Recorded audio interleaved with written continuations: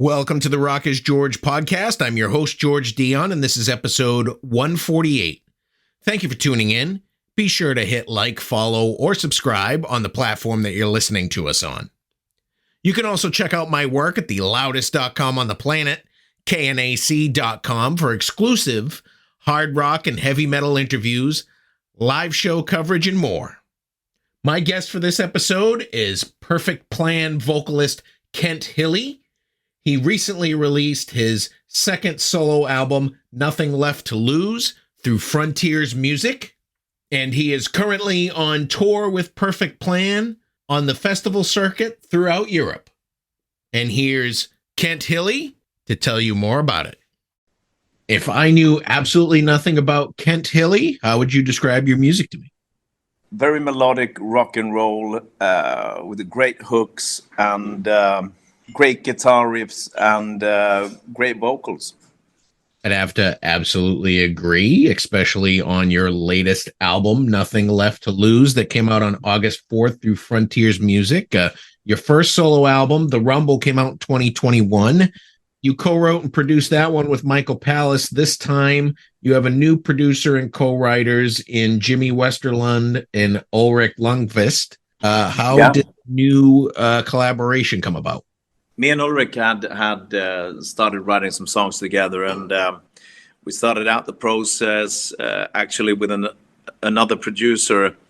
To make a long story short, we ended up, not going forward with the first alternative. So we asked Jimmy if he was available to produce this album, and he was, and he had been wanting to work with me for a couple of years, and I've always wanted to work with Jimmy. So long story short, we started out, I think it was in December or something like that, 2022. A couple of months later, we had a full album. So that was really a blessing in disguise, to be honest, getting Jimmy on board and putting his remarkable talent on these songs that we had written. And I've collaborated with a lot of people on this album compared to the first one. I have names like Christian Führer, Pete Alpenborg, Mike Pallas, Alexander Jonsson, Rick Oldsey, to name a few, and of course Kai Hachter from Nightwish on drums on the song Nothing Left to Lose. Well, I think that it paid off for you. The reviews across the world are fantastic for this. A lot of people are saying that this is your best work ever. Yeah, thank you. We've received massive reviews and fantastic ratings from this album. I think that out of 30 reviews that we've received and ratings, I think about 27 or 28 are up to 9 out of 10, and just fantastic reviews. So the response has been absolutely amazing. Your work with Perfect Plan and your work with Giant, you kind of keep that 80s rock radio sound alive, and you're certainly keeping it alive in your solo material here. I think that one of the things that you added here that you don't hear a lot in the new melodic rock is saxophone on Does He Love Like Me? And I think that really captures that 80s sound right there.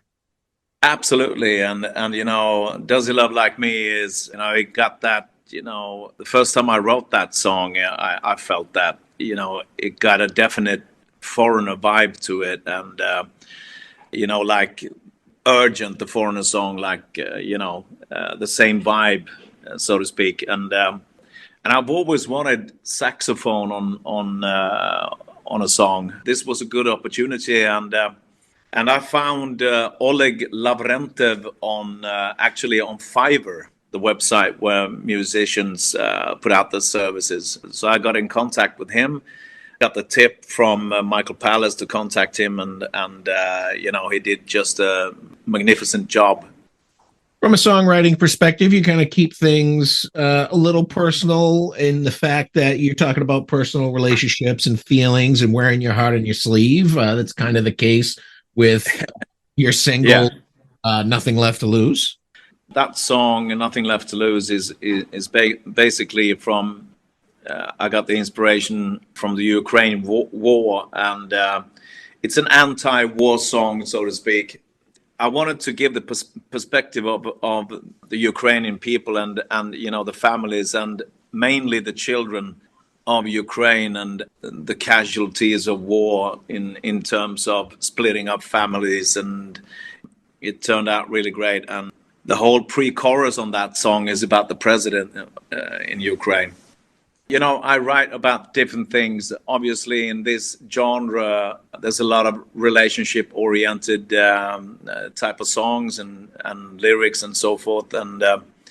But every now and then, I do songs like "Nothing Left to Lose," you know, "Fighting to Win" on Perfect Plan, "Time for a Miracle," for instance, and songs that is a bit motivational, but also political in some way.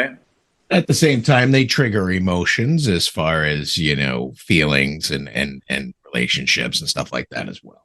Yeah, definitely. The whole thing for us human beings is based upon our lives are very based upon relationships and of different kinds. It's not just you know, a man and a woman, you know, in a relationship. It's all relationships. You can interpret these types of songs, and you know, mostly, of course, it's about love and broken hearts and so to speak. But a lot of things in life is about relationships and experiences together with other people. Well, let's talk a little bit about your latest single, "Too Young," if you want to talk about the inspiration behind that one. I got this instrumental demo from Ulrich and also Felix Borg in Gothenburg, who's been doing a lot of arrangements on this, you know, pre-arrangements on the demos and so forth. And I immediately got that, you know, hook or the chorus in my head that I wanted to build something on, and I just had "Too Young" as a theme, you know, and start building the story around it. It's about your first love, first experience of a relationship when you're much too young to know about anything, but you can't seem to let it go. Let's talk about your other single, "A Fool to Believe." Basically the same background when it comes to, I had an instrumental demo that I built the vocal melodies and lyrics on, and the instrumentals was made by Felix Borg and Ulrich Lundqvist.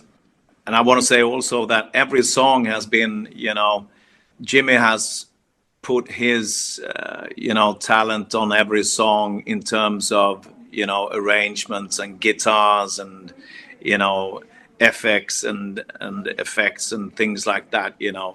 "Fool to Believe" is basically a straight up broken heart type of song.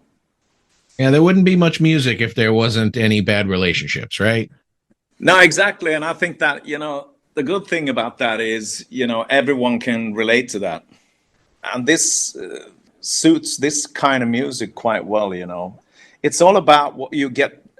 When I listen to the instrumentals, I mean, the difference between this album and the first album is that, you know, basically every song on the first album was made originally by me, an acoustic version that I sent to Michael, who arranged everything from a full band perspective with drums and everything. This time, I think that 60 or 70% of the songs, I've received an instrumental demo that was, you know, done previous, and I start building the vocals around it and the lyrics around it. Regarding this album, you know, when I received an instrumental demo, you know, you get a certain feel to it, and you start building the lyrics that will suit the song and the message that will suit the instrumentals and things like that. Do you think that's the way you're going to continue writing going forward, kind of receiving the music up front and penning the lyrics to that? It all depends, you know. I like both ways, you know. It's quite intriguing to receive an instrumental demo and start building something from there. But I think that it's a 50-50 situation for me when it comes to songwriting. I think that, you know, the acoustic ones that I create in my living room at home or in my studio are also good things to start on, because the instrumentalists, like guitarists and keyboardists, and they can do their own thing, start building the song and arrange the songs in a different way. Even though Michael Pallas didn't have as big a role on your second solo album, he does make a guest appearance on guitar on Saving Us and Heard It All Before. Yeah. So your relationship is still close. Absolutely. I consider Mike as a close friend, and he's so extremely talented, and I always want to work with Mike. We co-wrote 2 songs together on this album, Heard It All Before and Saving Us, and they turned out really great. His guitar playing is really out of this world on both songs. So on Saving Us, the guitar solo on that one is it's really, really cool and amazing. So I want to continue working with Mike as often as I can. So now that you have a couple solo albums under your belt, what are the chances of getting some Kent Hilli live? Yeah, I was talking about that the other day. My first priority when it comes to live gigs is Perfect Plan. And, during the pandemic, we didn't have the possibility to do any live gigs with Perfect Plan. We released our second studio album, Time for a Miracle, during the pandemic. Didn't have a chance to play live. So at this point, playing live is basically Perfect Plan, which is my main priority. But I won't say no to that, because, I really love the 2 albums, the 2 solo albums that I made, and it would be awesome to play them live as well. So I'll definitely think about it, maybe for next year. Perfect Plan actually had quite the performance at the Sweden Rock Fest back in June. That must have been a great experience for you guys. Yeah, that was really cool and amazing. It's a bit cliche when you say it, but it was definitely a dream come true. I've been to the Sweden Rock Festival 7 times, 7 years before. Always dreamt of standing myself on the stage there, and no, it was everything I ever dreamed of, and much more than that. It was a full house and a great atmosphere, and the people working behind Sweden Rock Festival they're true professionals, and they're so nice. The technicians on stage, and the sound guys and everything, they did just a fantastic job, and it felt so easy, and we were so taken care of, and the audience was really great. So we had a fantastic time, and the gig went very well, and we received a lot of praises and good ratings on that one as well. So that was a dream come true, definitely. Are you mainly focusing on festival appearances for Perfect Plan, or do you play headlining shows outside of that? We do both, I can say that, but we've said that we want to do gigs that looks fun and sounds like a challenge also. Playing the Sweden Rock Festival was definitely a challenge, because we're not used to playing on that big of a stage. We've been used to playing on much smaller stages, and and now we've played on a couple of big stages, and getting used to that. So but we like both. Playing in a club or a smaller stage is also great, because you come very close to the audience, and it's all very intimate. You had an album out earlier this year in February with Robbie LeBlanc, Toby Hitchcock, called either Tenors 3 or 3 Tenors. I can't figure it out, but I feel like the album came and went. There was little promotion, and it didn't really get the ears it needed to get. It's called 3 Tenors. I think we did a good album, and it was a bit of a challenge to getting 3 lead singers together and sing 1/3 each, But I think the songs ended up really great, and I think everyone involved did a good job. So It was different, but fun, and I think we got good praises on that album as well. Have you discussed a follow-up on that? No, not at the moment. No plans at the moment, but you never know. I think that we're so busy on each other's careers. It was a little easier to do a project like that when, the world was shut down than now that everything's open back up. Everybody's busy with their main projects again. Yeah, the positive side with the pandemic is that you got to be very creative and productive. I was living in the studio basically during those 2-3 years. The Tenors album came out was recorded during the pandemic together with my first Giant album, the second and third album with Perfect Plan as well. So we also did a live album with Perfect Plan during that period of time. Are you working on another album with Giant? Yes. Actually, the guys are currently tracking all the instrumentals. The songs are ready. The songs are chosen, and they're ready to be recorded. So I think I'm going to start recording my vocals somewhere in September. Have you discussed the next Perfect Plan album? We have started writing for the next Perfect Plan album as well. And somewhere during next year, I think in maybe August or something like that, we're supposed to deliver the masters for the next Perfect Plan album as well. So we've started looking at some songs, and we're going to start working a bit closer and harder during the fall and during the winter time. Does it get tough when you have all these projects on your plate, trying to juggle all this, promote it, get down to writing some songs? Because, your last couple of releases are only like 4 to 8 months apart.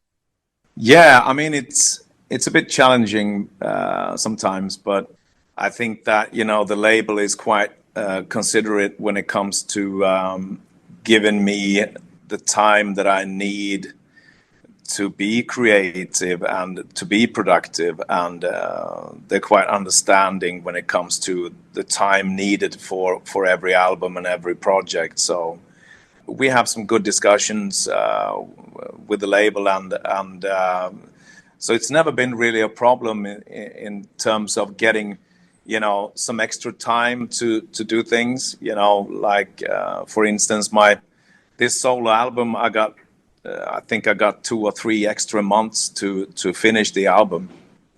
There's never been any problems when it comes to that. Music wise and songwriting wise, I always write songs. So, and when I write songs, I don't think that I'm writing for my solo album, or I'm writing for Giant, or I'm writing for Perfect Plan. It just I've got so much songs going on all the time, and been fortunate enough to have songs enough to share in between all the projects. Obviously I co-wrote with a lot of people in a much wider extent nowadays, and that's also one thing that makes things go a bit faster, and I think that I develop as an artist also, and a songwriter with co-writing with other people. So, do you have any other projects you're working on that you can talk about right now? No, at this point, it's Giant's next album and Perfect Plan's next album. I think that I've been releasing so much stuff and worked very hard during the five last years since I got the record deal on Frontiers. This solo album now is actually my 12th release.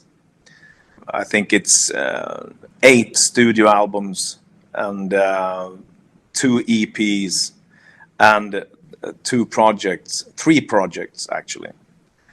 Now it's 9 studio albums. At this point, it's my solo, it's Giant, and it's Perfect Plan. So I think that's quite enough. But you never know. I mean, I'm always available to when it comes to great music. If there's an interesting project with some great songs and great people involved, I'm always interested. The music business is a bit different today and compared to maybe 25, 30 years ago. To be able to survive in this business, you need to work. At the rate you're working, they're going to have to pair you up with Jeff Scott Soto at some point. Oh, no, I'm not even close. Those are all the questions I have for you today, Kent. The new solo album, Nothing Left to Lose, out now on Frontiers Music. Fantastic album. It's a 10 out of 10 in my book. And thank you for taking the time to talk about it today. Thank you so much. Thank you. Once again, I want to thank Kent Hilli for coming on the Rock is George podcast. Be sure to check out his latest solo album, Nothing Left to Lose, out now through Frontiers Music. Head over to your favorite music streaming app. Take a listen to the album. If you like what you hear, buy a physical copy. Support the artist.